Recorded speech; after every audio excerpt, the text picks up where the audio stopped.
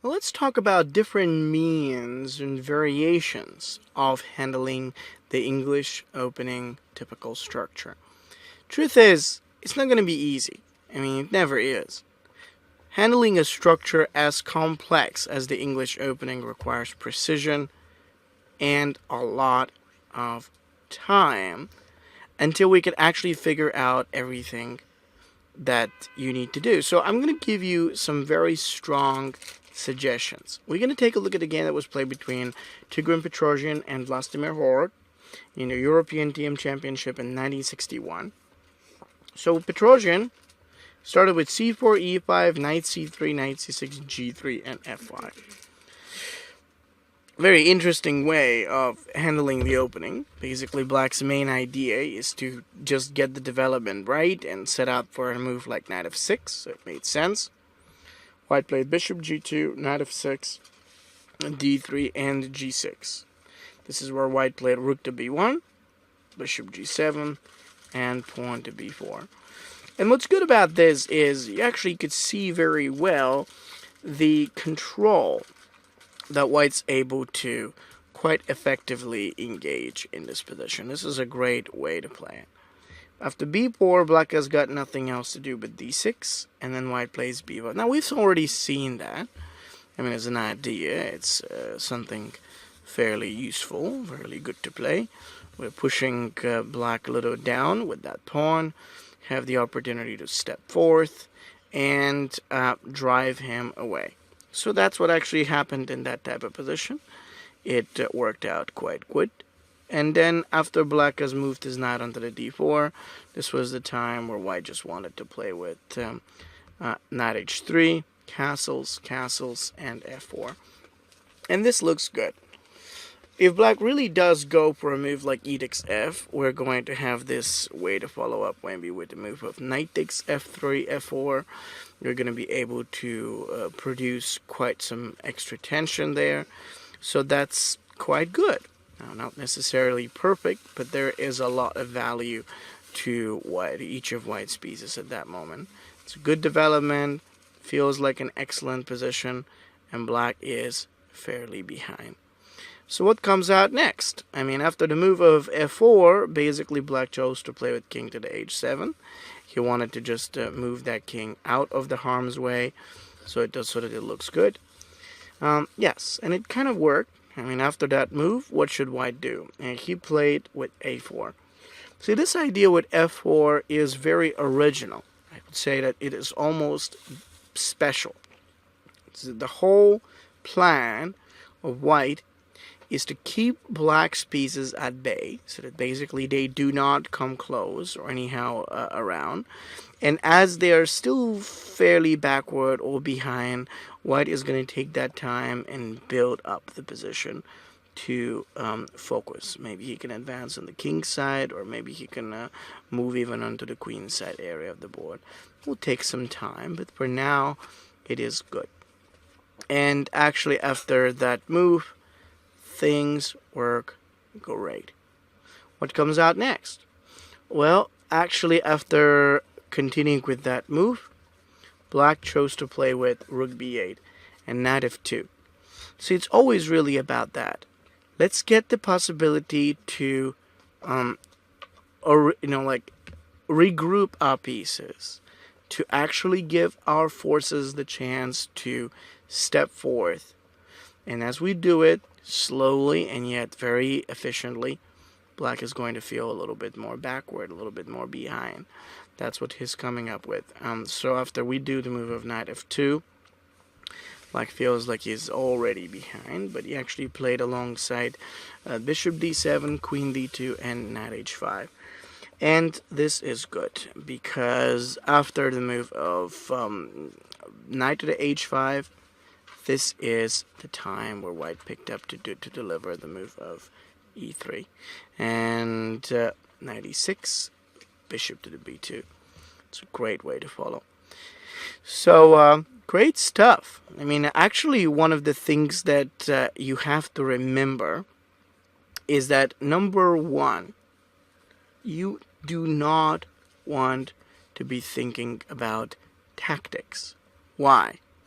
because you're not going to have any tactics here. Even though you might want to think about that, it's not going to happen.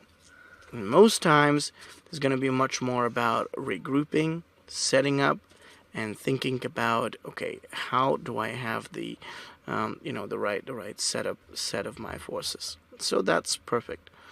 Okay, so now what's going to happen next move? I mean, truth is, after the candidate of bishop b2, black played with the move of g5. And so after the move of pawn to the g5, we realize white can play f takes. See, we're going to open. Nobody says that we're not going to open. We want to open. But we like to do it at the right time. Okay? So this is what we're doing in this type of position. Just taking the chance to think a little bit about this. And actually, it's working great. So after the move of f takes to the e, given some of the problems that black is going to experience, you play d takes to the e. And now you like to think, what should really help white to be more successful at this point? Like, how can he make a threat? How can he pose a bigger issue towards black's position? Now, this is a great question, so you'd like to think a little bit about that. I have to tell you this. When you play the English opening, you must focus on the center, the pieces, and the pawn structure. But above all else, what you'd like to focus on is threats. Yes, like you must be thinking about any kinds of moves or possibilities that will help you to threaten the opponent. Just like g4. Because with a move like g4, we understand that now black's pawn has to move. And once he does, white has knight takes g4. In fact, it was so bad that black chose to sacrifice the knight. It's really amazing here. If he does not go for the sacrifice, the actual next move of white is going to be knight e4, and it will deliver some amazing threats against the center. The black king is horrible, so we've got plenty of ways to attack against it, but, actually white's center looks terrific. On its way, white is just feeling great. He's got the powerful development, he's got the flexibility of his pieces, and we see how far back black actually stands with most of his own pieces. Well, he tried knight e to f4. It's not like he didn't try, it's just that it didn't matter, because after bishop e4, e takes f, and f takes the g. Position is going to open, and then white's extra piece, extra control, actually he's not having an extra piece, the extra control is going to mean everything. It is beautiful, it's efficient, and it works like a charm. Wow, that's kind of big, and it is. See, there are different ways on how you can position or regroup your piece. There's d3, e4, d3, e3, knight h3 plus f4. There's so many ways. Either way, though, focusing on the key beats of flexibility, stronger pawn control, and, above all else, the chance to create more threats could help you big time to become very successful, no matter how the game develops. This is usually the best way to think and go about it. So let's take a look and see another instructive example. This next game is probably my favorite version of playing the English, which I love, and I do love it for a reason. It's basically when white picks up to do c4, d6, then there's knight c3, g3, bishop g2, e4, knight e2, castles, and knight d5. And what's lovely about this is really just the way on how it's played out. So it's like white has this wonderful setup. The development actually points to the center, so he doesn't actually have a whole lot to worry about, and it feels terrific. Black is backward. Most of his own pieces are actually backward. And so, in fact, after bishop e6, bishop e3, queen d7, and queen to the d2, things work out great. So we have a strong setup, nice development, and the opportunity to step forward. Black played with the move of rook f7 right now. Now, what's actually happening in this position? Well, after that move happened, rook f7, white picked up to play with rook to the c1, and that was great. Let's go for it. Why not? Let's just set up the pieces, have them close by, and it works out great. In that moment, we could also get to realize that black doesn't have that many options. He actually played after rook c1, rook f8, and f3. Now this is the power of this opening. The power of this opening has mainly to do with the set of pieces around the middle, but more importantly, it is it's quite great. And so, for example, after continuing with this type of move of rook to the c1, we have f3, and this is excellent. And what we got to do in this type of position is build. Oftentimes, that's all you care about. That's all you'd like to follow up with, and it's great. So now black cannot capture in the d5 apparently. If he does get the take, we're gonna recapture, and if he doesn't actually get the take out there, so if he plays king h8, white just keeps on building. He doesn't care about any of the other stuff. Let's just keep going, grow our pieces and the development, and make it strong. Every move feels like a strong idea to help white to advance and expand his position. This is great. This is really, really good. So what's coming out next? I mean, given the amazing development that white has already built upon, so I think that it's quite great. But then in the end of the day, after this, black plays with rook f8, e takes f, bishop takes f, and then we have the idea of playing d4. It's good. What's coming up next? Well, if black plays with a move like with an exchange, let's say with e takes to the d, then we're going to have the resource of playing knight takes to the d. He is down, backward. His knight on the g8 does not feel like it's doing anything too big, and then as he's not able to deliver all that much, we're going to have great resources like rook, starting with rook to the d1, pawn up to the c5. It's so good. Take the time to build up. Do not rush. See, this is a great way to go for. In fact, after that type of move of pawn to the d4, black played the only move, which was bishop h3. He needed to attack. And so what's happened in that moment is that now white plays with the move of b5.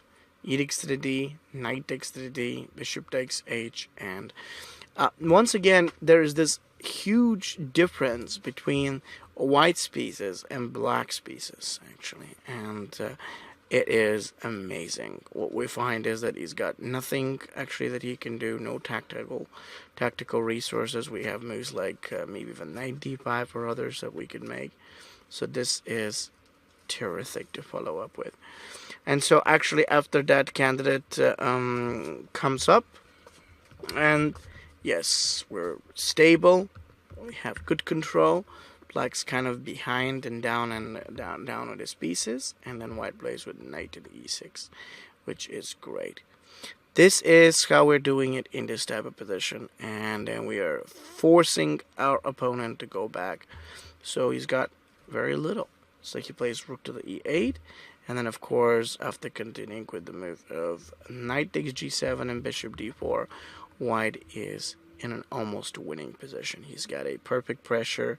He's got a perfect pressure. He's got a good control. He's got a really nice continuation, and most of black's own pieces don't feel like they can go anywhere or they can do anything.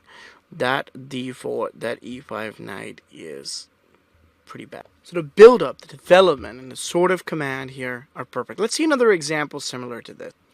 Again, this has to do with the pawn formation and everything. So let's take a look.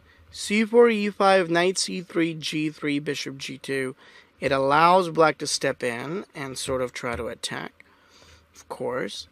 But then after the move of pawn to the e4 is played, white quickly does go back with the knight, exchange, and a recapture. And we're good to go. Because next move, white is definitely going to play with a move of, let's say, knight to the c2. he is definitely going to go for a candidate like, say, knight c2 towards the e3. We can have that knight even step towards the d5 square, which is lovely.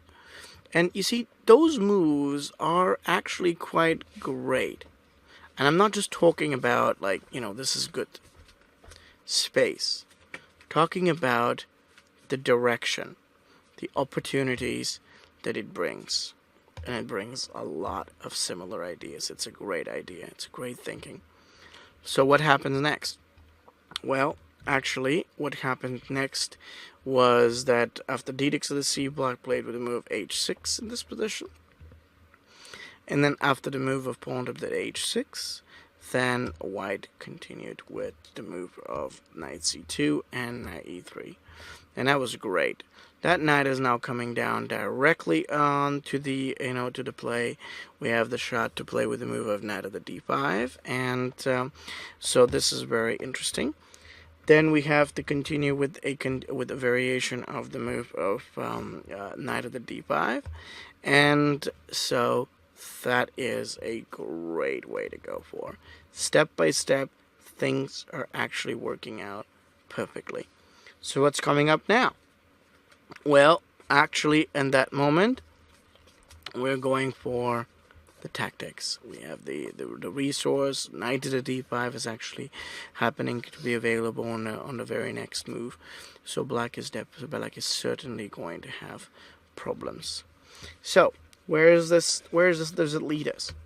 Well, after knight e3, black did the move of d6, hoping to set out his bishop on the e6 square. And this is a great time for white to play queen c2 and f4. Once again, everything comes down to how you're going to position your pawns so that you can guarantee each of your pieces an active or more of a long-term valuable position. With the f4 coming up, white does it brilliantly. Should black choose to take the f3, white is ready to recapture, which he actually did with the pawn. He's got to have a move like f4 that will additionally help him to acquire some more space, and it is perfect. Maybe rook e1 or bishop to the d2. There are opportunities of f4, but it feels excellent. So this is how we do it. It's great, it's easy, and it is efficient. I can't say that black is going to be in a horrible position by any means, but it does feel pretty good, especially after bishop d2 and rook e1, b3, f4. The setup is great. f5 could be useful. White's pieces feel very well prepared on their own, and black is down, behind, passive, and so on. So again, the structural idea becomes fairly clear and relevant in those type of sequences. But yes, the main thing is just to see what makes it possible for white to play like that and eventually be more successful with this, with his ways, with his direction. So that's all I'd like to bring out as an idea, something to basically mention. It's just as a thinking, as a resource. So this is obviously what makes more sense. Again, this is great, setup is good, and it is useful to see how you can create, or even, I would say on some occasions, invent your own type of structure, just as it goes. Well, let's see how that happens in another type of formation, in another kind of structure, which is interesting. This time, we're going to see this going from the white side, white actually trying to approach it differently. After the moves of c4, e5, knight to the c3, then basically there is knight c6, g3, knight f6, bishop g2. Black might try bishop c5. It's a very rational looking move. Why not? Let's just get the bishop around and closing it up. It's fine. Now, the interesting thing is that after black sets up the bishop on c5, white can just go with e3. He doesn't actually need to do anything special. e3, a3, and b4, forcing the black bishop to go right down, so white can support his own pawn structure with d3. And this is actually quite good. It's all there. we have the formation of pawns and pieces that are most necessary for the attack to work. We've got the possibility to think about maybe moves like knight e2 and short castles rather quickly. And of course, after that type of a move, you can have the possibility to follow up with maybe short castles, bishop to the d2, and maybe a move like d4 or knight d5. It's perfect. So actually, after that type of a move, then after the move of d3, black actually picked up to play queen d7, and white does make the move of h3. So we have now what I would call the absolute perfect type of development. White's able to do this from the very beginning to the very end, almost brilliantly, almost flawlessly. It's almost unbelievable that it's actually going to happen like this. So what would happen? What does really take place? Well, after h3, given that now the black bishop really can't pass, it can't go through, and we already have what I would say a necessary control over most of the valuable squares, black has trouble. I mean, let's face it, he doesn't have the easy way of his pieces to go right up to or challenge in any way. And so that's why after the move of pawn up to the h3, it feels like almost an excellent position for white. Black played alongside short castles, which white responded with knight e2 here, and then there was knight a4. Wonderful move. I love that. This is a great candidate to just keep the extra tension over the opponent for as much as possible. We can then think about exchanging that bishop, and while the opponent has to worry, we have the different type of tactical things to follow through with. It was great. It was very essential, actually. After knight a4, black plays c6, and then after that there is knight takes here, and then knight to the e8 in this type of position. What I like about that is the fact that, with those pawns, white's able to take away most of the squares that black would otherwise consider pretty useful and important. So you can't quite do that in this type of position. And then after the move of knight e8, this is a great moment. So white can continue with the move of f4. It's got f4, f6, g4. It is a little too quick, one might say. And you'd say, all right, Valeria, I'm not sure I want this. I'm not sure I really wish to push my pawns in front of the king. I don't know if I really want to go for an attack like that. Why would you want to do this? And the rule I always remind is this. Usually, you would not.